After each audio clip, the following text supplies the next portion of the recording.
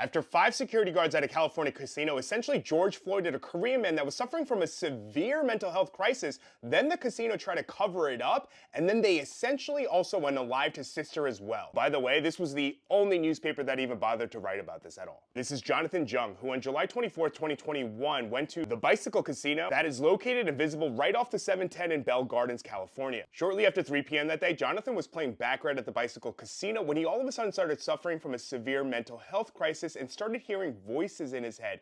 But he wasn't being too much of a nuisance to other people, and he definitely was not violent to anyone around him. But because the casino staff didn't understand what was going on, they asked him to leave. And as you can see from the security footage from the Bicycle Casino, he did. He left on his own accord without making a scene at all. When 5 security guards who decided that they wanted to be, extra discriminatory to people who are suffering from mental health crises that day, decided to follow Vanessa Jung out. And I mean, Vanessa Jung really didn't make a scene. He even left $3,800 on the table and even expressed to security officers that he just had a desire to get to his car and leave. But that's not what the security guards did. As you can see from this outside security footage, all 5 of them decided to then chase Vanessa Jung across the parking lot. At this point, it's just before 4 p.m. and after they caught him, they put him in a car and drove him to a far corner of the parking lot where there was no one there, where they then knocked him down, hog-tied him, put his arms and his feet behind his back, then put one of their knees on his back to the point that he wasn't able to breathe,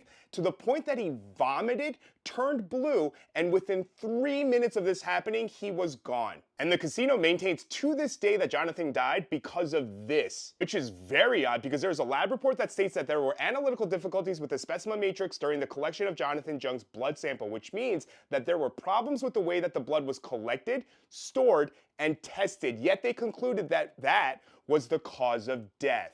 And then later on, when further forensic pathologists, respiratory specialists, and toxicologists all concluded that Jonathan Jung's death was caused by restraint asphyxiation, which is not only what George Floyd died from as well, but is also has become illegal in the state of California after George Floyd. And Bicycle Casino even claimed that their security guards had trained with over 32 hours of training, but they didn't know that a year after George Floyd died, that California outlawed chokeholds that can't be applied using pressure with any body part, especially the knee. Not only did the casino originally deny that there were any security footages of any of this going on at all, which is weird because then how did we get this exact snapshot of one of the security officers putting his knee on Jonathan Jung's back?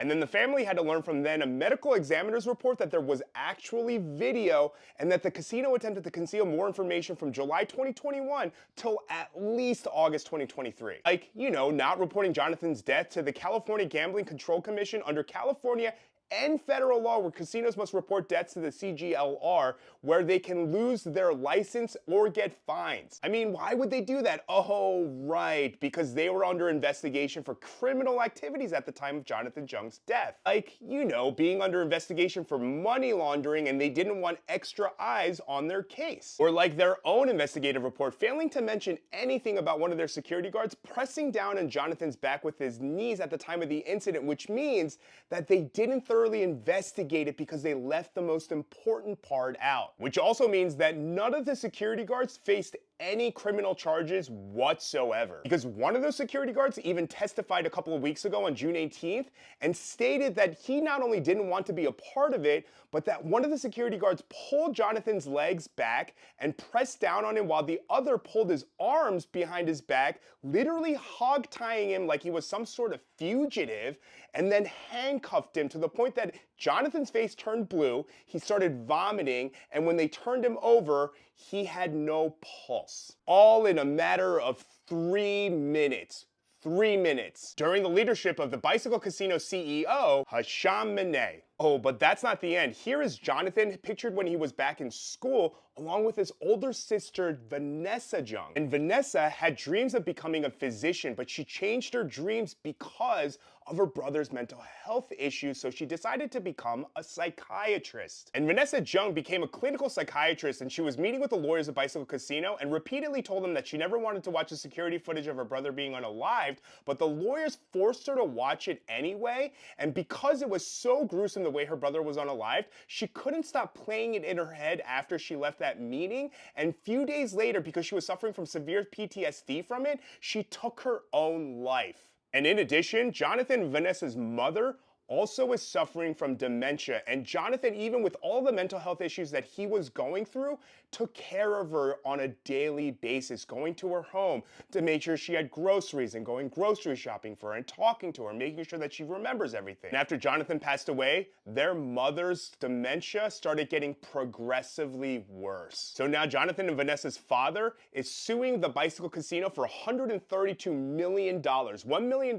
for every single second that he was actually suffocated while restrained. Not only did the casino not provide any training to their security guards on the dangers of hog tying, putting someone face down, and asphyxiation, there was absolutely no reason to harass someone who was peacefully leaving on his own accord without harming anyone, to the point that they did this and took away this man's life and his family. Because not only should Vanessa Jung still be alive to help other people, which was her life goal, and so should her brother Jonathan Jung, who did nothing wrong except suffer from a mental health crisis that he had no choice over. Rest in peace, Vanessa Jung and Jonathan Jung.